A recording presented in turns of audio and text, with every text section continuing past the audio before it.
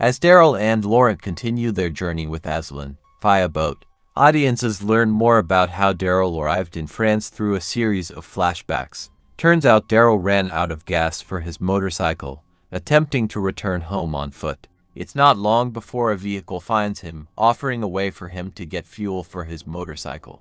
In order to do so, Daryl is hired along with others to round up fresh walkers in Maine, all per instruction of their boss and a man who speaks French.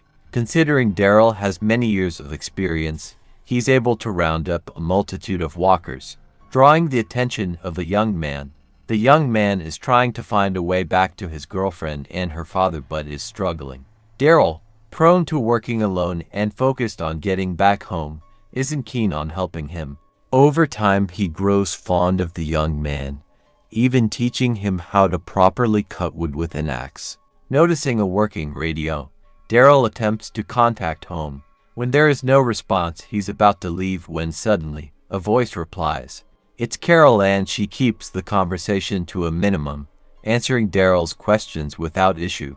Worried that something could be wrong, Daryl promises Carol that he'll be returning home soon. As static begins to interfere with their conversation, it is revealed that something is going on with Rick. Doubting his own ears, Daryl asks her to elaborate, but the conversation comes to an end. Things only get worse for Daryl when he discovers the young man has become a walker. The men had killed him so that they could have another fresh walker to bring in. The brief brawl between Daryl and the murderers causes them to be captured and sent to a boat. While there, Daryl finds more captured people, plenty of walkers, and security. Walkers seem to be divided up into ones that are fed often and ones who aren't. It's not long before one of the men who arrived with Daryl is fed to the walkers. In the fed category, it's obvious that everyone in Daryl's group is going to be food for walkers. Being clever, Daryl and the only other man left in their cell trick the security guards and make their escape for a lifeboat. In the process, Daryl starts releasing many of the walkers but didn't expect a very fast, scary, and violent walker variant. As he and the other man struggle to release the lifeboat amongst the chaos, this walker variant attacks the man, who in the process releases the lifeboat. Not having another option, Daryl jumps off the boat in the hopes of landing on the lifeboat. Now that we know how Daryl came to France, we can focus on the present.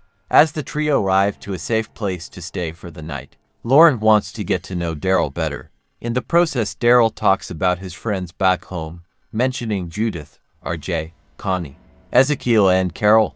Throughout their stay, Daryl tries to learn more about the nest, but Aslan keeps that information rather vague. However, Aslan does admit that the nest helped him when he lost his family in the apocalypse. Daryl and Lauren bond more as Daryl tries to teach him practical skills that Lauren feels go against God's teachings. Later that night, Lauren says a prayer for Daryl's friends and family as they settle in. Their night takes a terrible turn when walkers emerge and Aslan manages to impale his back on a telephone pole. Now Daryl and Lauren will have to continue onward without him, except where did their boat go?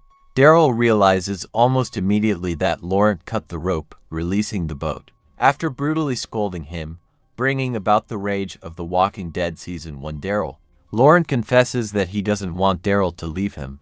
At this point, Lauren has lost Isabel to Quinn, the nuns at the convent to Codron, even Aslan to walkers. He's afraid he'll lose Daryl too.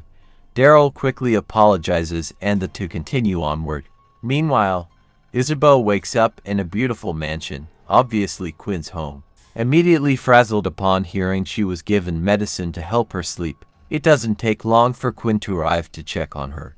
It's obvious to him that Isabel does not want to be there and only did so for Lauren and Daryl's sake. Quinn assures her that both made it out of Paris safely, questioning her relations with Daryl. When Quinn isn't with Isabel, she is essentially a prisoner in a palace but makes do creating a makeshift weapon out of a mirror frame. She ponders her situation, considering killing Quinn after they share a nice dinner together in her room. Knowing that Quinn wants the relationship they once had, she wants to use the opportunity of seduction to kill him.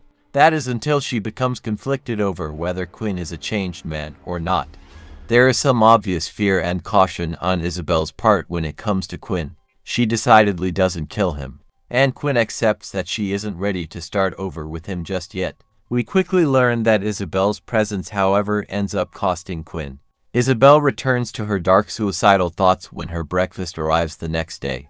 Isabel receives a secret message with her breakfast and asks Quinn if she can attend his special occasion with Janet, the leader of Power of the Living. He agrees and gifts her a stunning piece of jewelry that, no doubt, was left behind when the world ended.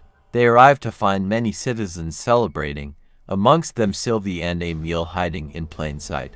Unfortunately for Quinn, Janet isn't happy to see him, knowing full well he's responsible for paying off one of her men into allowing Daryl and Laurent to escape Paris. That man has been dealt with. How did Janet find out?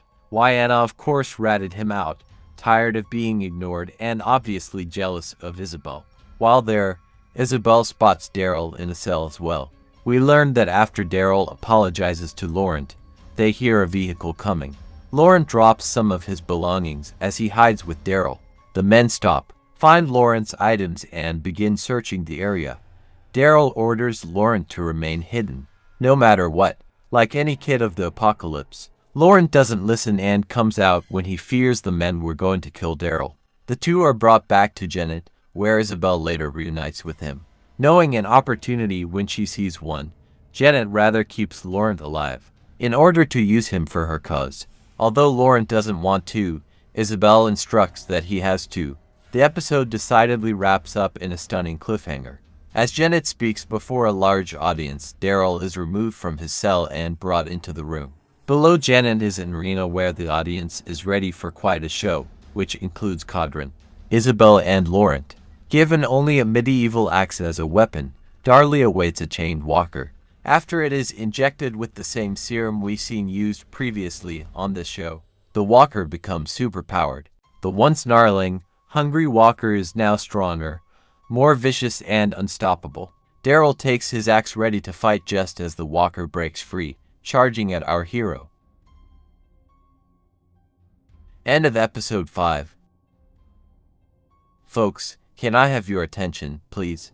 There's been a bit of a drop in activity on the channel for reasons beyond my control, so I'm gonna ask you all to please like this video and spend a couple of seconds of your time and write any comment.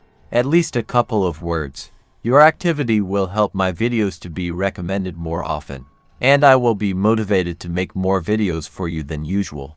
I hope for your support and thank you in advance. And I'm off to do a recap of the final 6th episode for you.